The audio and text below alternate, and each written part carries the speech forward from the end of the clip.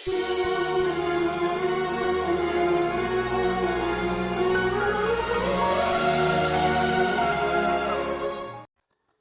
పరిశుద్ధ నామంలో మీ అందరికీ మా హృదయపూర్వక వందనాలు.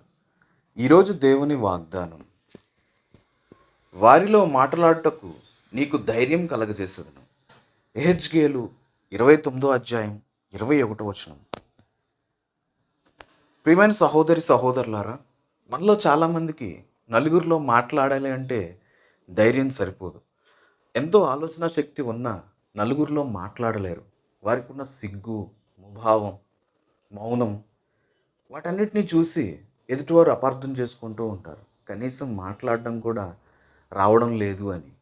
ఉద్యోగం చేసే చోట, పని చేసే చోట, వ్యాపారం చేసే చోట నలుగురిలో మాట్లాడాలంటే భయంగా అనిపిస్తూ ఉంటుంది. ప్రియమైన సహోదరులారా, మీ యొక్క భయాన్ని తొలగించి మీకు ధైర్యాన్ని కలుగజేసే దేవుడు ఉన్నాడు. ఆనాడు ఇశ్రాయేలు ప్రజలు అంతమంది ఉన్నా వారికి నాయకుడిగా ఎన్నుకున్నటువంటి మోషే మాట మాంద్యం గలవాడు. కానీ 40 లక్షల మందికి ఇశ్రాయేలు ప్రజలకి గొప్ప నాయకుడిగా ఉన్నాడు. ఆ శక్తిని, ఆ యొక్క మహిమని ఇచ్చింది ఎవరు? మన పరమ తండ్రి. ఈరోజు నువ్వు ఎదుర్కొంటున్న సమస్య కూడా నలుగురిలో మాట్లాడడానికి సిగ్గుగా అనిపిస్తుందా? ధైర్యం సరిపోవడం లేదా? నేను మాట్లాడితే ఏదన్నా అనుకుంటారు అని మాట్లాడగలిగే శక్తి ఉన్నా, మాట్లాడగలిగే ఆలోచన ఉన్నా నీవు మాట్లాడకుండా వారి యొక్క మాటలకి నీవు తల వంచుకొని భరించుకుంటూ మౌనంగా ఉన్నావా? ఈరోజు నుంచి దాన్ని విడిచిపెట్టు. నీ దేవుడైన యెహోవా నీకు తోడుగా ఉన్నాడు. ఆయన నీకు ధైర్యాన్ని అనుగ్రహిస్తాడు. ప్రతి విధమైనటువంటి మాటల నుంచి నిన్ను కాపాడుతాడు. నోటి మాట చేత కలుగు నొప్పి నీకు తగలకుండా ఆయన చాటు చేస్తాడు. ధైర్యంగా, న్యాయంగా ఎదుటివారు అన్నటువంటి మాటలకి సమాధానం చెప్పు. మూర్ఖునికి వాని మూఢత చొప్పున సమాధానం చెప్పుమని బైబిల్ గ్రంథంలో ఉంది. లేదంటే వాడు జ్ఞాని అనుకుని తొందరపడతాడు. కాబట్టి ప్రతి విషయానికి కూడా సమాధానం మనం చెప్పాల్సి ఉంటుంది. మీరు ఏ విషయంలోనూ కూడా భయపడాల్సిన అవసరం లేదు. మీ పై అధికారుల నుంచి కానీ, మీతో పనిచేస్తున్న వారి గురించి కానీ, లేదంటే మీ చుట్టుపక్కల ఉన్న వారి గురించి కానీ ఎటువంటి భయం చెందాల్సిన అవసరం లేదు. మాట్లాడగలిగే శక్తిని దేవుడు మీకు ఇస్తాడు. మనం మాట్లాడితే ఎదుటివారు ఏదన్నా అనుకుంటారు, ఇట్లాంటి ఆలోచనలు, ఇట్లాంటి అభద్రతా భావాల్ని మీ హృదయంలోంచి తొలగించుకోండి.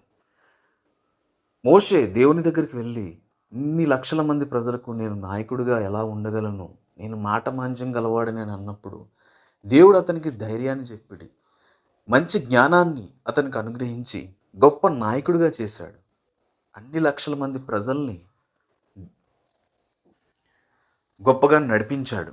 మీరు కూడా ప్రతి విషయంలోనూ కూడా బాధపడకండి. మీకున్న సమస్యల వలన, మీకున్న వ్యాధుల వలన, మీకున్న అటువంటి ఆర్థికమైన సమస్యల వలన ఎలాంటి సమాధానం చెప్పలేని పరిస్థితుల్లో మీరు ఉన్నట్లయితే మీ యొక్క స్థితిగతుల్ని దేవుడు ఆశ్చర్యకరంగా మీ నుంచి మార్చగలడు. నమ్మకంతో, విశ్వాసంతో ఆయనకి ఇప్పుడే ప్రార్థన చేయండి. మీకు అప్పులు బాధతో కూరుకుపోయిన, అవమానాలు గుండా వెళ్తున్న, గర్భఫలం లేకుండా బాధపడుతున్న అనేక మంది అనేకమైన మాటలు అంటున్నా, వాటన్నిటిని విడిచిపెట్టి నీకు మేలు చేయగలిగినటువంటి దేవుని మీద నమ్మిక ఉంచి నీవు కన్నీటితో ప్రార్థన చేయగలిగినట్లయితే దేవుడు నీకున్న ప్రతి అవసరతను తీర్చి నిన్ను ఆశీర్వదిస్తాడు. అటువంటి మహాకృపను దేవుడు మీ అందరికీ అనుగ్రహించాలని మనస్ఫూర్తిగా కోరుకుంటున్నాం. ప్రార్థన చేసుకుందాం. అందరూ కూడా ప్రార్థనలో ఏకీభవించండి. మమ్మల్ని మిక్కిలిగా ప్రేమించిన మా ప్రియ పరలోకపు తండ్రి, మీ ఘనమైన నామానికి వేలాది వందనాలు, స్తుతులు, స్తోత్రములు చెల్లించుకుంటున్నాం. ప్రభా, ఎన్నిక లేనటువంటి మమ్మల్ని ప్రతిరోజు మీ యొక్క వాక్యం ద్వారా మమ్మల్ని బలపరుస్తూ ఉన్నారు. ప్రభా, మీ వాక్యం ద్వారా మాతో మాట్లాడుతూ ఉన్నారు నాయన. మాలో చాలామందికి భయంతో బాధపడుతున్నారు ప్రభా. మేము మాట్లాడితే ఎదుటివారు ఏమన్నా అనుకుంటారేమో, ఇలా మాట్లాడడం సరైనది కాదేమో అని కనీసం మాట్లాడడానికి కూడా ధైర్యం లేని స్థితిలో చాలామంది ఉన్నారు ప్రభా. వారందరినీ కూడా ధైర్యపరచండి, వారికి మీ కృప చూపించండి తండ్రి. మీ దయలో మీ జ్ఞానం వారికి అనుగ్రహించమని, వారు ఎదుర్కొంటున్నటువంటి ప్రతి సమస్యని కూడా తొలగించమని వేడుకుంటున్నాం ప్రభా. వారు పనిచేసే చోట, వ్యాపారం చేసే చోట, వ్యవసాయం చేసే చోట, ప్రతి చోట వారిని మీరే ఆశీర్వదించండి.